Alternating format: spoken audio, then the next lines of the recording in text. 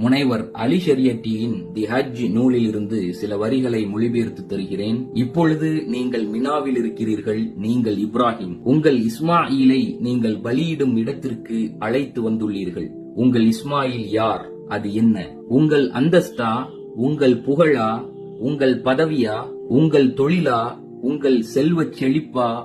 உங்கள் சொகுசு வீடுகளா? உங்கள் தோட்டங்களா? உங்கள் வாகனங்களா? உங்கள் நேசத்துக்குரியவர்களா? உங்கள் குடும்பமா? உங்கள் கல்வி அறிவா? உங்கள் நற்பெயரா? உங்கள் விருப்பங்களா? உங்கள் ஆடை அலங்காரங்களா? உங்கள் கௌரவ சின்னமா? உங்கள் ஆன்மாவா? உங்கள் இளமையா? உங்கள் அழகா? எனக்கெப்படி தெரியும்? இது உங்களுக்கே நன்றாக தெரியும். அது யாராக இருந்தாலும் எதுவாக இருந்தாலும் அனைத்தையும் நீங்கள் மினாவுக்கு கொண்டு வந்து உங்கள் தியாகத்திற்காக தேர்ந்தெடுக்க வேண்டும். என்னால் அதன் குறியீடுகளை மட்டுமே உங்களுக்கு காண்பிக்க முடியும். இறை அர்ப்பணிப்பின் வழியில் உங்களை பலவீனப்படுத்தும் எதுவாக இருந்தாலும், உங்கள் இயக்கத்தை நிறுத்தக் கோரும் எதுவாக இருந்தாலும், உங்கள் பொறுப்பின் மீது ஐயம் ஏற்படுத்தும் எதுவாக இருந்தாலும், உங்களோடு இறுக பிணைக்கப்பட்டு உங்களை முன்னகர விடாமல் தடுக்கும் எதுவாக இருந்தாலும், சத்தியத்தை ஒப்புக்கொள்ளும் பொருட்டு தூதுச் செய்தியை செவியேற்க விடாமல் உங்கள் உள்ளத்தை